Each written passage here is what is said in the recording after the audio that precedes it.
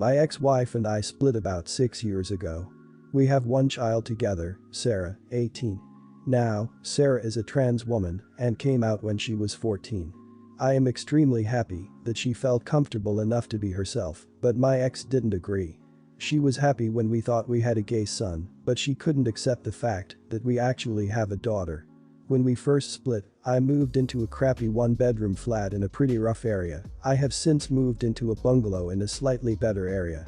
I didn't want Sarah having to come to that area, so she stayed with her mum, and I would visit her, take her out and phone her every day. My ex was going out of her way to call Sarah he, and would use her old name constantly. She even went as far as joking about how it was just her luck that she'd have a weirdo for a child. However, though it was absolutely disgusting, Sarah told me it was okay, and at the very least she wasn't in any physical danger. I figured I'd deal with this until I found a better place. I'd offered to let Sarah take my room, and I'd sleep on the couch, but she wouldn't hear of it. 2 months ago, Sarah phoned me one night in absolute tears. She had been growing her hair out for ages, and at the rate her hair grows it reaches just below her shoulders. She was thrilled. That night, my ex had offered to give her hair a little trim. She told Sarah it was to just cut off some of the dead ends. Sarah immediately said yes, as this would help tidy her hair up a little bit, and she had thought this was her mum's way of trying to accept her. She wasn't. My ex cut a massive chunk out of her hair, bringing it back to just above her neck. Sarah was absolutely gutted. She had been working so hard to get to that point. When she told me, I saw red. Over the next couple of weeks I helped Sarah move her things into my house while her mum was out. We made sure we had all of her important documents and such, and then I went with her to tell her mum that she was leaving. There was an argument and a few insults thrown, but I got Sarah out and she's now living with me. We got her hair cut and styled into a pixie cut until it grows back. Last week, my ex posted on Facebook about her depression. She had been talking about how she had never felt so low, and that it was worse, that she didn't have anyone at home who could comfort her when she was feeling down. In the comments she mentioned that I brainwashed Sarah into hating her, and that if anything happens to her then it's on myself and Sarah for leaving her by herself. I couldn't help myself and posted a lengthy comment about how it was her fault that our daughter hated her, and that if she had been a better mother then maybe our daughter would still want to be in her life. Needless to say, I've gotten some backlash. Even a few of my friends have said that I was a bit harsh. I don't know what to think here. Not the idiot. Although it is best not to engage in such things on social media, your ex went out of their way to be awful in as many ways humanly possible and then tried to garner sympathy for those actions. That's enough to break anyone. Their tipping point is that she dragged you and Sarah into it in the comments. You didn't come out swinging when she started her pity party, you defended yourself and your daughter when your ex offered you both up as the party pinatas. Sarah is not her emotional support dog, she's a woman. Which mom doesn't seem to understand either part. Splashing woe is me, I'm so unloved by ungrateful people all over social media isn't remorse. It's a guilt trip. She doesn't see or want to see that she messed up. She wants attention and to paint you two as monsters. A fairly typical thing for emotional vampires to do, get their version out first, bask in sympathy, rely on social pressure to make you fall in line. Y'all don't need or want that in your lives. Her mum has reaped what she's sown. She behaved like a selfish monster, likely traumatizing your child and compounding any mental health issues stemming from living in an abusive environment with mum. The sooner she was encouraged to leave that toxic situation, the sooner she'll begin to heal and live the life she dreams of. And I'm guessing you knew and wanted exactly that for her. You're there to pick up the pieces she broke your daughter into. You're all that child could possibly ask for. I have a 16-year-old son with severe physical disabilities. He uses a motorized wheelchair and requires help to get in and out of it. My husband and I are in a friend's group of families with similarly disabled children. My son recently announced that he is dating a 17-year-old girl from the group. My only problem is that this girl has severe mental and physical disabilities. She has the mental capacity of a young child, is mostly nonverbal, and has tics that will cause her to hit other people in the vicinity. My son has 0 mental disabilities. I was very uncomfortable with this relationship because of the huge difference in mental capabilities. My husband felt the same, but not as strongly. However, literally everyone in the group has been thrilled about this romance. Especially the girl's parents. They are talking about the two getting married for heaven's sake. I thought that I'd just wait it out and have our son realize on his own that he cannot have a meaningful relationship with this girl. But it's been 5 months and it's only getting worse. I ended up putting my foot down and informed both my son and the girl's parents that this relationship was completely inappropriate. Especially since my son has now started being hit by the girl during her tics and he is physically unable to defend himself. My husband supported me in this. We have become enemy number one ever since. The parents have attacked us through texts and have turned everyone in the friends group against us. But the thing that has hurt us most is our son's reaction. He has accused us of ruining his one shot at love. We've been to family therapy, but my son has decided to ignore us completely, not give us the silent treatment. My husband and I have decided not to cave. Are we the idiots? Not the idiot. I was all set to say you're the idiot until I got to the part about her mental capacity. I'm appalled that her parents would be okay with her being in a relationship with your son, but I suspect that they, and the rest of the group, infantilize him because of his physical disability and assume he also has a mental one. I'm sorry that your son is so angry at you. Just keep reiterating that it's inappropriate for him to be in a relationship with someone who is so much younger than him mentally and doesn't focus on the tics. It's great that your son is capable of friendship and affection toward people with cognitive disabilities. His physical disability paired with the fact that you've given him the opportunity to regularly interact with others with disabilities probably imbued him with a remarkable sense of empathy. This relationship sounds inappropriate. It's possible that your son has begun to define himself as his disability rather than as a person with a disability. Does he have friends outside this group?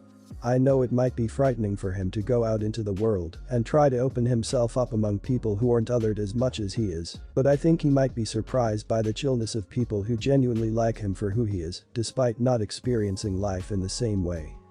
Her parents may be trying to make a good decision, but if they are, they don't understand the situation at all. Their daughter can't understand what it means to be in a relationship and the legal and emotional weight that carries. They're endangering both the son and their daughter. Even if unintentionally, her parents are the assholes. They're still at fault for trying to force the relationship further when neither side, not including OP and her husband, understands the gravity of the situation. I'm a student living in a college town in Colombia. 3 days before viral chaos ensued, I moved into an apartment with 2 girls, Maggie and Lily.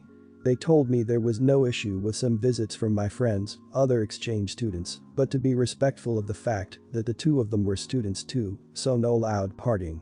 As lockdown started, we decided to buy food and supplies between us and share since it would be cheaper, but as they didn't like some dishes I'd eat on a weekly basis, I bought and cooked some things for myself.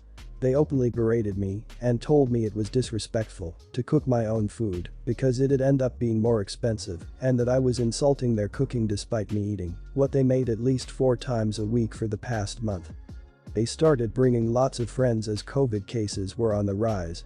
There was a point where they'd bring people 5 times a week and party until 4 a.m. even if the 3 of us had classes the next day. They never told me when people were coming, despite me telling them it triggered my anxiety to have too many surprise visits. They'd take calls almost daily at late hours and both listen to music and TV as if they had serious hearing issues. They told me I could pack my things and leave just because I asked Lily to turn down the volume of her TV so I could study. Their friends randomly screamed next to my room wall in the middle of a party, woke me up playing guitar and singing, insisted for me to join them despite my refusal, and my roommates told some of them to go for me to try and hook up without my consent. They'd talk behind my back about how I was spending money on some small things because who has so much money during a pandemic, but they bought most of the alcohol for their parties, had takeout twice a week, and got tattoos. Last week, I had too much to do and barely managed to study because of them, so I let them know I'd do my part of the cleaning some days later. Next day, Maggie came storming into the house, drunk, screaming about how sad, pathetic, and disgusting the apartment looked and how I was too lazy to do things right. Tired and furious, I told her they both sometimes made me want to end myself, but it'd be too expensive to get me back to my country in that state. Lily heard it and took the ending part literally, told me I should leave the house because they don't want to deal with an unstable person or that they should make a contract for me to sign so they won't take responsibility of me and pay them more for the mental damages I could cause. I called a university authority and in 5 minutes, she got me a new place. I announced I was moving, got out the day after. There was no official contract, so I was free to leave, but I do feel guilty for leaving 2 broke college students on their own, as they could get evicted if they don't find someone new soon. Not the idiot. You lived there too, and they seem like horrible people who don't care about your feelings and could care less about what you needed. It's good that you left and I hope that you have a better experience with a new place. If they get the boot, screw them, they earned it 100%. When you live with others it comes down to tolerance, consideration, compromise, and communication. The moment that they stopped working with you was the moment they lost the power to matter. They're selfish, disrespectful hypocrites who did this to themselves. If they need the rent money that badly, they can go find someone better suited to their living habits. It's not your job to go and find them anyone, and there was nothing legally stopping you from switching, especially if the apartment was run by the college. If it was, it's the college's responsibility to make sure your living situation is adequate for you, so don't feel guilty about any of it. I'm Colombian and lived in 2 college towns in which one of them might be the one you mentioned. I have dealt with my share of people like your ex-roommates. This is more common than you think. People have rules for others, but they don't apply them for themselves. They are selfish and don't know how to live with anyone who has some notion of being a responsible adult. Do not feel guilty for leaving, trust me, this has probably happened to them before. Let the matter go and move on with your life. I'm sorry you had to experience this in my country, and I hope you are in better conditions now. My partner and I have recently found out I'm pregnant and we are very excited. All has been fine except he keeps throwing in comments like you're not number 1 anymore and you're not as important, etc. Logically I get it, but every time it's said I feel like an incubator, not a person. I'm just here to give him what he wants. We was discussing me coming off my medication today. My midwife says she doesn't want me to come off it until I'm on something else because I'm more important. I said this and he replied, well, I'm sorry. I disagree with that. You're not number 1 anymore. Safe to say I freaked and started shouting. I told him he needed to stop saying that his jealousy over a baby is common. He is making me resent the baby before it's even here, and I am more important because if I am not here you don't get either of us. He told me off for shouting at him and threatened to kick me out the car while saying if you're jealous over a baby you need to get checked, along with other things I can't remember. Now the kicker to this is my medication is to control my borderline personality disorder, which is characterized by unstable relationships and fear of abandonment. He knows this, yet he has carried on. I don't even want this baby anymore. Am I the idiot for feeling like this? Am I the idiot for freaking out at him? Not the idiot. He's treating you like a walking incubator, not a person. It's not your baby's fault though. Even without a personality disorder, you would still need tender loving care, reassurance. Your body is now a hormonal war zone and going through so many changes. He also threatened to kick you out of the car.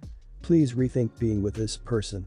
I also hate to break it to him, but you're going to be the most important person in the world to your baby. Listen to your midwife and other medical advisors, not him. Stay on your medication. Are you sure you're actually jealous of the baby? Or is it just that claiming your emotions as being jealous of the baby is safer than admitting you have a real problem with the way your partner is talking about you? I mean, yes, when you bring a child into this world, that child will often take first place in terms of priority. But the way he seems to be frequently and flippantly saying you're not first place, and your admission that it's making you feel like nothing more than an incubator is concerning. Make sure you continue to see your therapist and don't stop taking your meds. Most meds for BPD have to titrate up and down, and you need them to be stable. Your safety is the pregnancy's safety, and you and the baby are equal, as the goal is one healthy mom and one healthy baby. I don't have a judgment in this case. You're not wrong to feel hurt. Feeling upset during pregnancy is pretty normal, actually. It feels like you lose all body autonomy during pregnancy, but some of that feeling is hormonal. Background: I am not on good terms with my parents. My sister is highly narcissistic, and both my parents enable her. Ever since I was small, I wasn't allowed to do anything better than my sister. If she got 60% in an exam, I am supposed to keep my score below 60% even if I could score more than 90%. I broke this rule during college entrance exams. I got into the top university in my country. I prepared for 2 years to achieve that. Even though my score was good, my sister cried and threw a tantrum about how embarrassed she would feel if I went to a better college than her. So, I was forced to attend the subpar college she attended. Now that I was finally away from home, I worked and saved up. I also did my best to prepare for campus job interviews. Right before I started attending job interviews, my father called to tell me that I cannot get a job until my sister does. This pissed me off to no extent. I ignored him. I landed an amazing job and moved to another state right after my college ended. I have been low contact since then. They gave a police complaint saying that I was missing. They tried to call my company to tell them to fire me so that I can return home. I am now married and I live with my husband. They have harassed me, my husband and his family before my wedding in an attempt to stop it. I went no contact after that. They even gave a complaint saying that my husband kidnapped me and I had to spend the whole day at the police station proving he was my husband. Last week my father had a heart attack. His conditions is not so good. He is in his deathbed. One of my relatives called me to tell that he wanted to talk to me, see me and make amends before he dies. I refuse to do anything that is related to them. My mother and sister have been contacting me from different numbers. They begged, they have yelled, they have tried all the tricks in the books. I refuse to budge and I said I won't talk to any of them again. Obviously my family thinks I am the idiot. My husband's family thinks I am not. So, am I the idiot? Not the idiot. You essentially could not fully live your life and be who you are until you left home. Even then you spent time dealing with the fallout of not talking to them as much and eventually not at all. I am so sorry you went through that. Whether you decide to talk to your father one last time or not is on you. Your life, your choice. Your husband can share his opinion once. But when it comes down to it, you have to do what feels right for you. Somebody dying doesn't negate the terrible things they did. If he has expressed he wants you there to someone, he could apologize over the phone for his behavior. They haven't told you why he wants you there either. If you want to do something, then I would suggest saying to put him on the phone. If they deny that, you know it's a trap. Honestly, he might not even be dying. Not the idiot. These are terrible and toxic people. Your choice to go. You will likely lose your mother and sister if you refuse, but that's hardly a big loss here. You might lose some extended family too, so up to you if the risk is worth it. If you go, I'd say keep your mother and sister out of the room and just listen to your dad try to make amends by himself. Whatever he says is likely going to be more guilt trip manipulation, but there's a chance it might not be. Don't let your mother and sister sway you because their opinion on idiot is worth less than nothing.